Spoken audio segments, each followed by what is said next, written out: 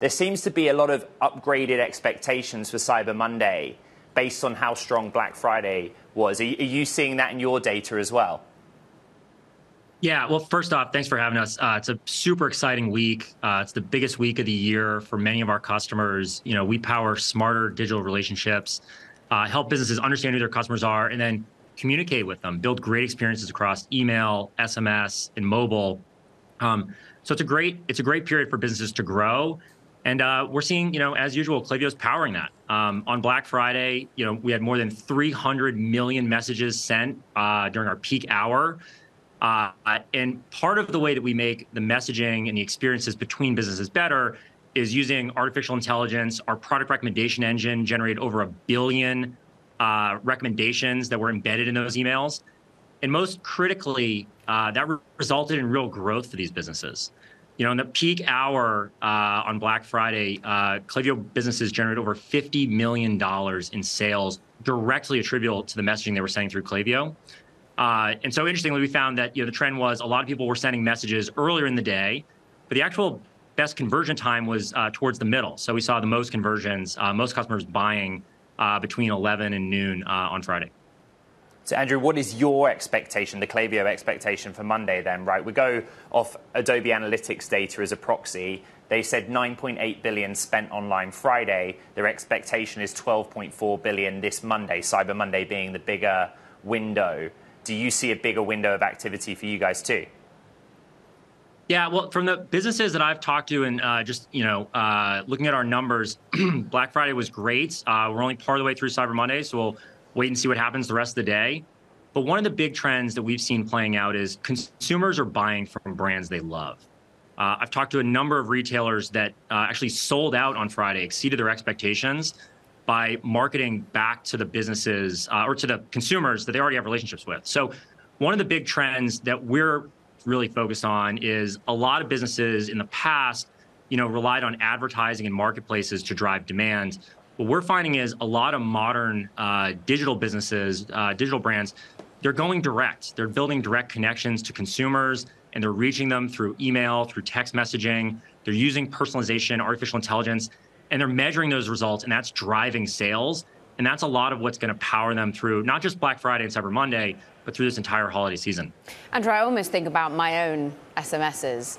And I think almost 1 in every 3 is from a business of some sort. How many are opting out? How many people and consumers are pushing back on this sort of way of marketing? Yeah, well, what we find is when you send really undirected, just kind of one-size-fits-all messaging, especially in a channel like text messaging. My text messages are pretty private. Like I only have a select number of brands into them. If you send one-size-fits-all messaging, that doesn't work. Folks opt out. But when you personalize those recommendations, based on the products people have bought, or what we often find is a lot of businesses, when they're launching new products, they're pre-releasing that to folks that are subscribed to text messages. Consumers love that because they find out right away before things sell out. And that kind of marketing works really well. The global perspective here, I would say many might be surprised that there's such resilient consumer demand over the last weekend or so. I was with the Macy's CEO, and he was really saying, look, on Friday, it was much more about jewelry, about cashmere, about gifting, but people aren't at the moment helping themselves. They're not particularly in a spirit of spending enthusiastically no matter where. Are we seeing this sort of resilient consumer no matter where you are? Or is it certain types of brands and certain types of geographies?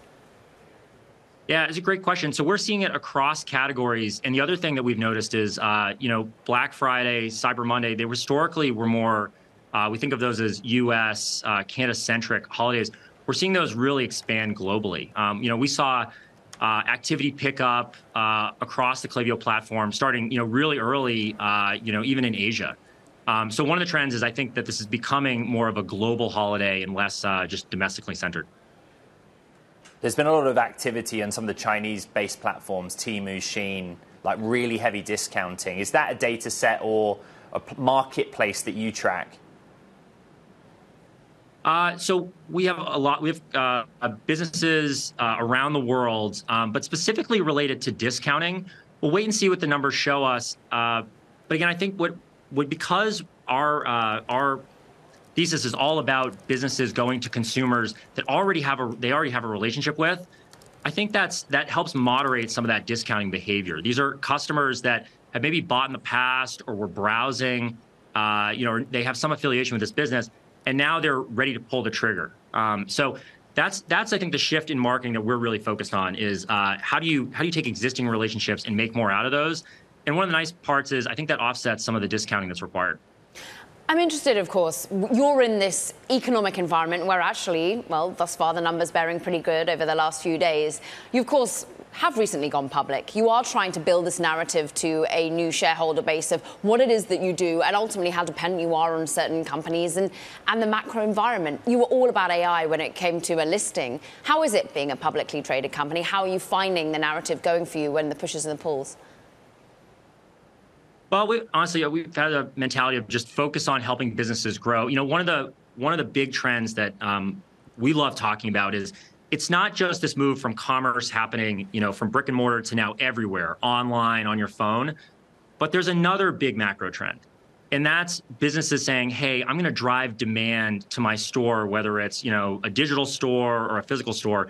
I'm going to drive demand not just through traditional channels, through advertising, through marketplaces, but I'm also going to do that by building direct relationships with consumers.